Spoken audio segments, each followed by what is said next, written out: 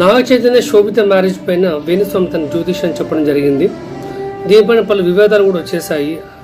చక్కగా ఎంగేజ్మెంట్ చేసుకుని పెళ్లికి రెడీ అవుతున్న జంట పైన వేణుస్వామి జ్యోతిష్యం చెప్పి భవిష్యత్తులో విడిపోతారని చెప్పేసరికి చాలామంది స్పందించారు. జ్యోతిష్యం అనేది తప్పని, జ్యోతిష్యం అనేది అసత్యమని, జ్యోతిష్యం వీళ్ళ పైన చెప్పడం ఎందుకు, వాళ్ళ వ్యక్తిగత జీవితం పైన ఇతరులకు చెప్పడం అనేది చాలా వార్తలు వచ్చాయి. రీసెంట్గా TV5 మూర్తికి అలాగే వేణుస్వామికి ఇద్దరికి మధ్యన కొన్ని మనస్పర్ధలు కూడా జరిగినాయి.